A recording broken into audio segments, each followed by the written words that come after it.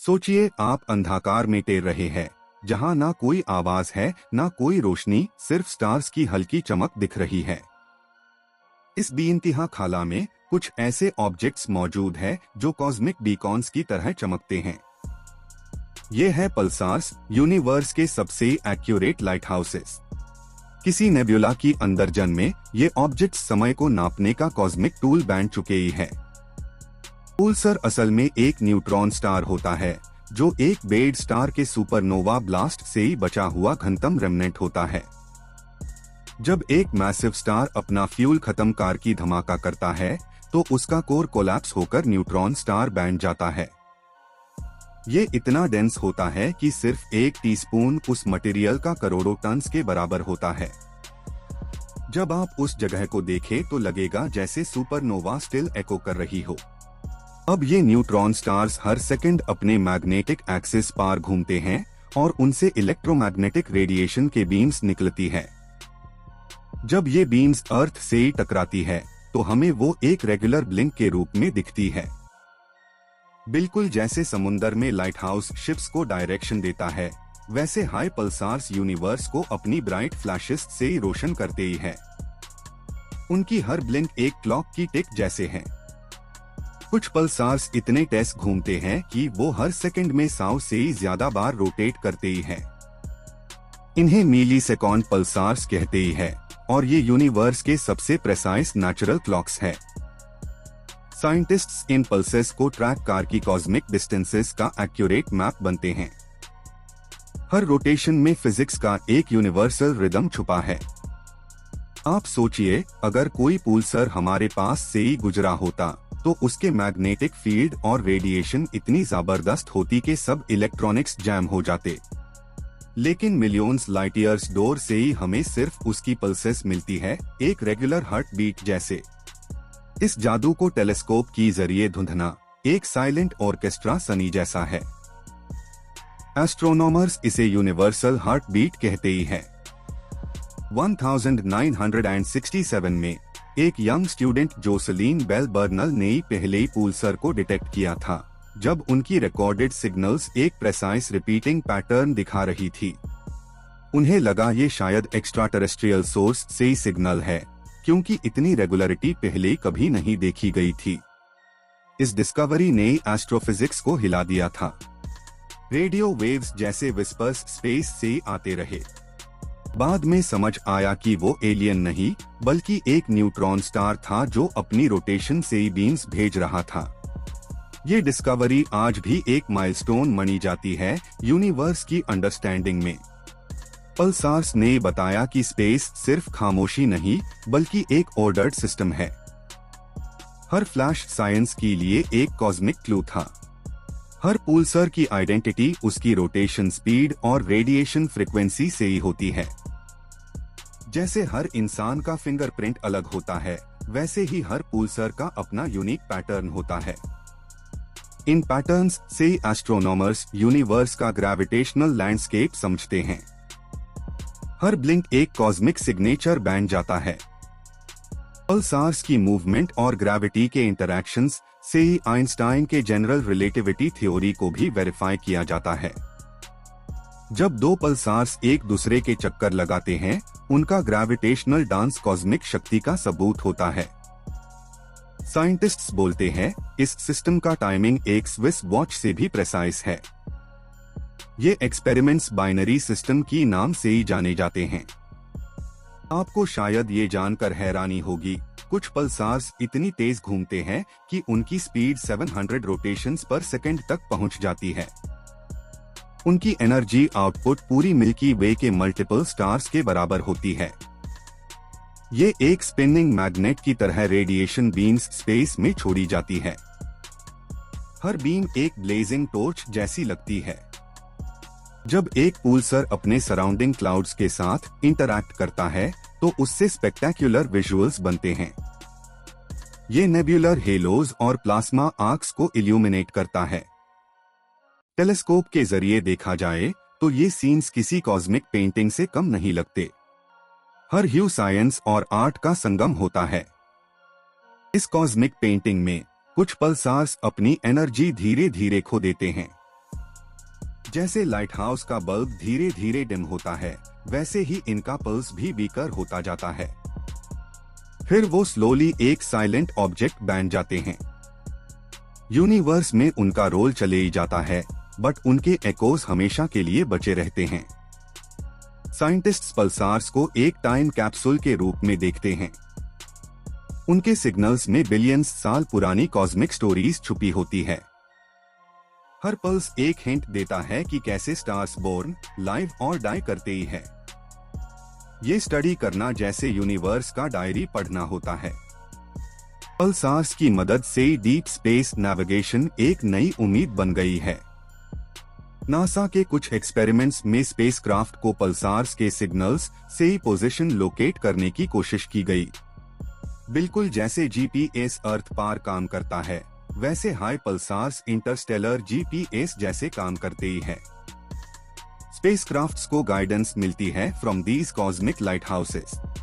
आप सोचिए कितना एक्स्ट्राऑर्डिनरी है ये ख्याल कि एक मर चुका स्टार भी स्पेस ट्रैवलर्स को रास्ता दिखा सकता है।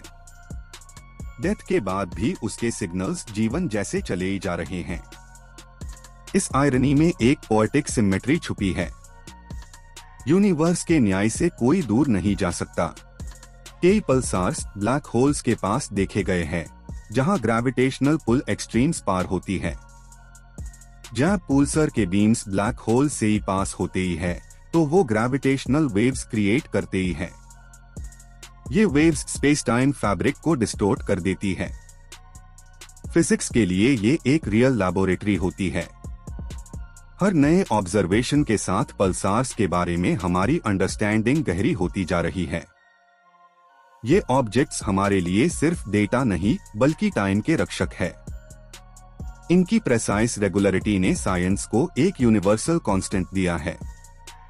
आप कह सकते ही है यूनिवर्स के सबसे डिपेंडेबल टाइम कीपर्स वही है। अगर हम पल्सार्स को सही तरह से समझ लें तो हम ग्रेविटेशनल वेव्स, डार्क मैटर और स्पेस एक्सपांशन को और एक्यूरेटली मैप कर सकते ही है।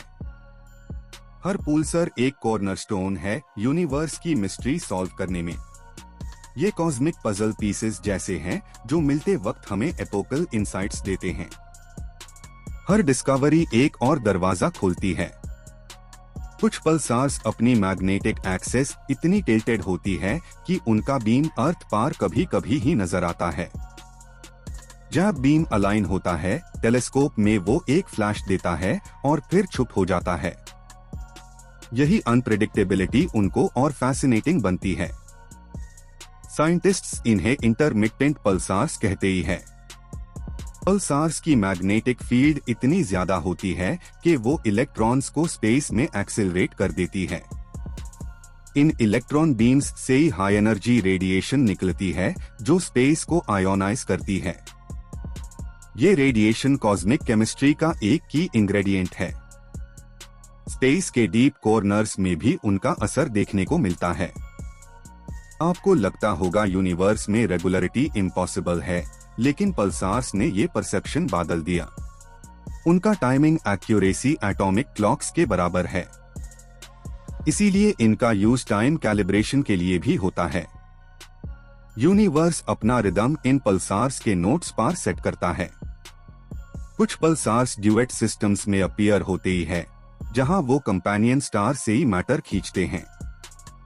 ये मैटर उनके पोल्स पर अक्यूमुलेट होकर उनके रोटेशन को और टेस्ट कर देता है। इस प्रोसेस को रिसाइक्लिंग पल्सिंग कहा जाता है। नेचर हर चीज को रीयूज करते ही जाने की कला समझती है। हर पुल्सर अपनी डेथ के अलग अलग स्टेज पार होता है, कुछ नए बोर्न, कुछ फेडिंग। ये कॉस्मिक लाइफ साइकिल हमें स्टार्स के एवोल्यूशन का डिटेल्ड व्यू देता है। स्पेस में कुछ भी परमानेंट नहीं, सिर्फ मोशन और ट्रांसफॉर्मेशन है। पल्सार्स इस इक्वेशन के सबसे लिरिकल पॉइंट है। अब हम समझने लगे हैं कि पल्सार्स सिर्फ क्यूरियोसिटी की ऑब्जेक्ट्स नहीं, बल्कि टेक्नोलॉजी और फिजिक्स दोनों के लिए लैडर है। हर न्यू टेलीस्कोप इनके और ज्यादा डिटेल्स रिवील करता है। डेटा के बेसिस पर हम थ्योरीज को रिफाइन कर रहे हैं। यूनिवर्स अपने सीक्रेट्स धीरे धीरे खोल रहा है। पल्सार्स के बीम्स को ऑब्जर्व करते ही समय कभी कभी उनका पोलराइजेशन एक कोडेड मैसेज जैसे लगता है। साइंटिस्ट्स पोलराइजेशन पैटर्न्स को डिकोड करते ही है ताकि मैग्नेटिक फील्ड ओरिएंटेशन समझ सके। हर वेरिएशन एक कॉस्मिक विस्पर जैसा होता है। ये स्पेस का मॉर्स कोड है जो सेंचुरीज से चल रहा है। एक इंटरेस्टिंग थ्योरी ये भी है कि पल्सार्स अपने अराउंड नए प्लैनेट फॉर्म्स क्रिएट कर सकते ही हैं। उनके लेफ्टओवर मटेरियल से ही छोटे एक्सोप्लैनेट स्ट्रक्चर्स बेन देखे गए हैं। अगर आप सोचिए तो एक डेड स्टार भी नई जिंदगी क्रिएट कर रहा है। यूनिवर्स की आयरनी यहाँ फिर से दिखती है। साइंटिस्ट्स पल्सार्स को कॉस्मिक मेट्रोनोम्स बोलते हैं क्योंकि ये एक परफेक्ट रिदम मेंटेन करते ही हैं। इनका डेटा ग्रेविटेशनल वेव्स डिटेक्ट करने के लिए भी उसे होता है।